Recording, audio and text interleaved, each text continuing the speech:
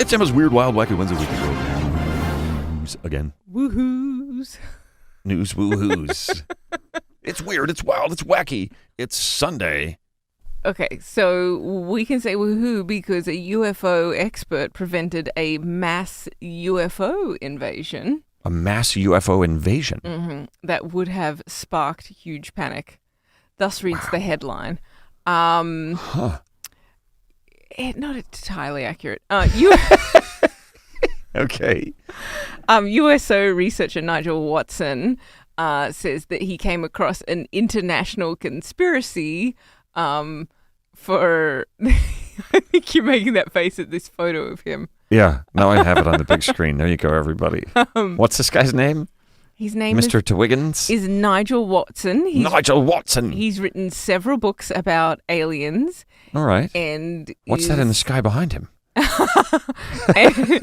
and is an expert on the subject, apparently. Sure.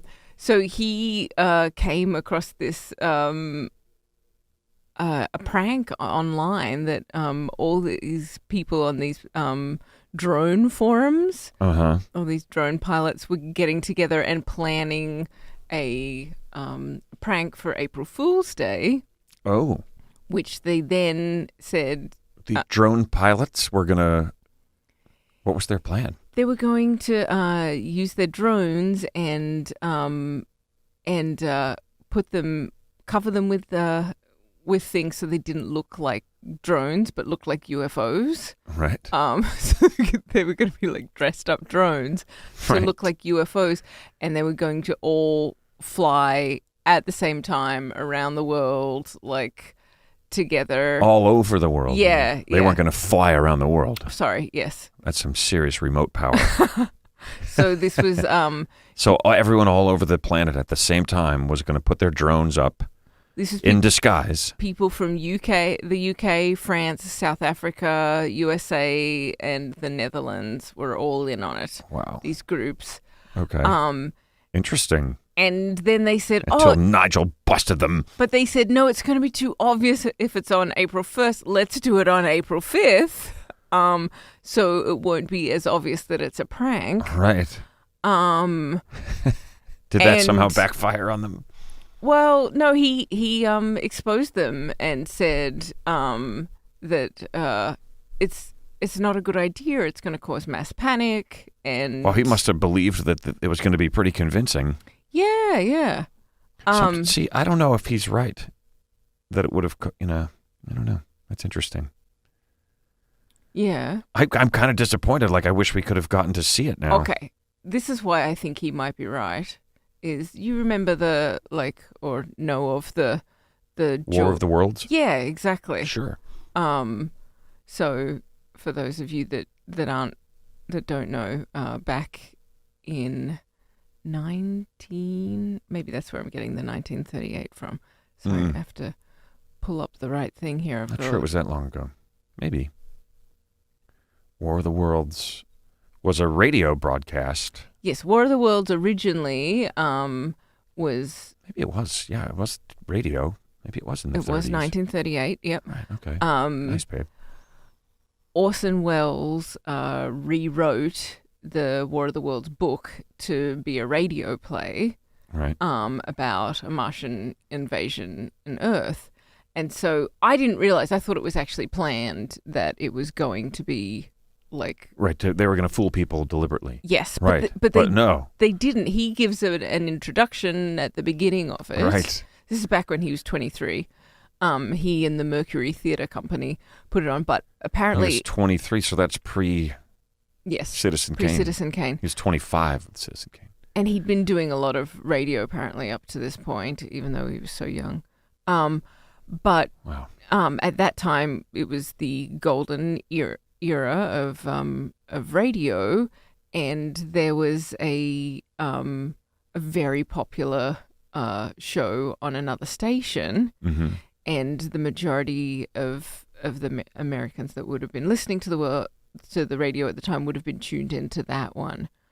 And it was a ventriloquist, which is really strange. Oh, it was huge then. 38. Yeah, People still thought it was magic. but a ventriloquist on the radio. Yeah, it's a little strange. So It's just two guys in a room talking. yep. Ventriloquist. Yeah, exactly. What's the trick if you can't see it? Yeah, like It's you really can weird. move your mouth as much as you want. Who was it? Senior Wences? Edgar Bergen. Edgar Bergen. And right. he's dummy Charlie McCarthy. They were on NBC, and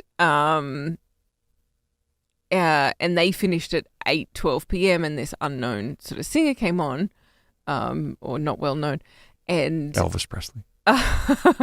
and then, so then a lot of people changed the station, and they went over to the radio play Right. station. And caught it after and the it was intro. underway because it started at 8. Right. So they missed the explanation. Yeah, they all missed the switched over and just heard. introduction.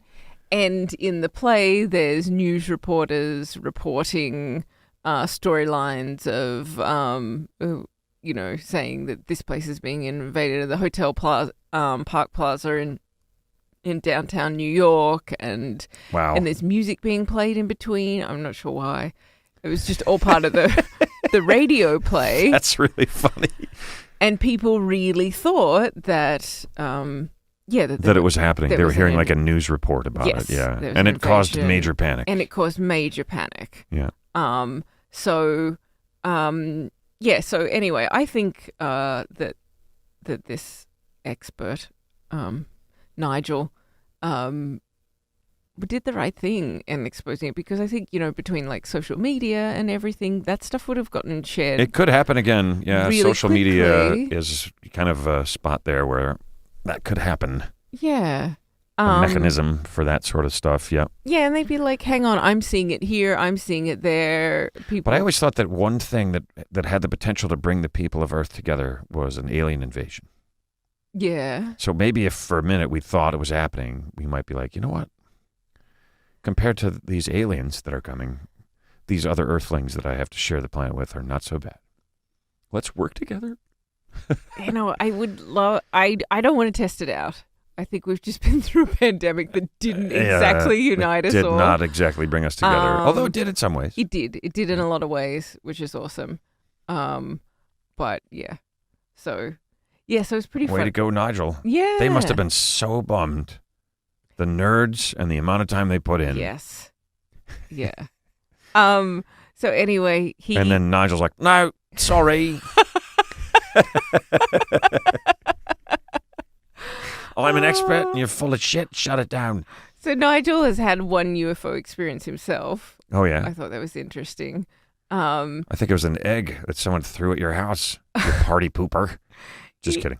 He I'm went. telling you, there is a little thing in the sky behind him in this picture, and I don't know what it could be. Oh, are you serious? Yeah. Oh, I thought you were looking at the clouds. No. No, look, there's an unidentified flying object in the air behind him. Oh, that's crazy. He totally did that. He put that in there. And look, there's the Loch Ness Monster. Just kidding.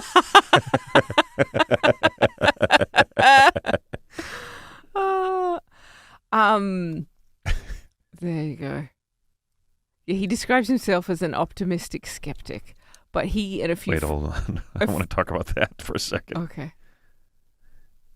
An optimistic skeptic. Yes, he describes himself as an optimistic. So he doesn't believe it, but he wants to?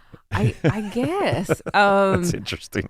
Yeah, so he and a group of people went to in the late 1970s, went to the famous Cradle Hill near Warminster. It was supposed to be a UFO hotspot in the 1960s. A UFO hotspot. Yeah. So they went looking for UFOs and they didn't see anything at all interesting. Well, that's shocking. Or spooky, except a sheep staring at them. And then they were driving away. It's a sheep. Is that a UFO? She's like, certain animals are could you guys kidding me? look very alien. You're like, seriously? All right, you bad boy. More tourists. Yeah, so anyway, they were leaving. They were driving away. They're giving up. There's nothing out here but sheep. And they pulled up on the side of the road because they saw a UFO. In the distance, a couple of other cars stopped, and It's they funny, were the all... term UFO is a funny term, right? Because Yeah. it just means you don't know what it is. Yes. So they're driving away, and they saw An unidentified flying object. Right. And they pulled up. A couple of other cars It was pulled a up. paperclip. And he Hit me said, right in the cheek. To watch a group of lights slowly flying towards them. It just looked like a scene from Close Encounters of the Third Kind.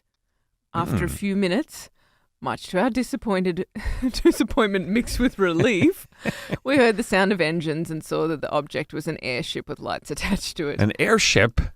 You mean a plane? I don't An airplane? know. I was Is an wondering airship? if you would know what that meant. It meant these guys are nutso. Go home.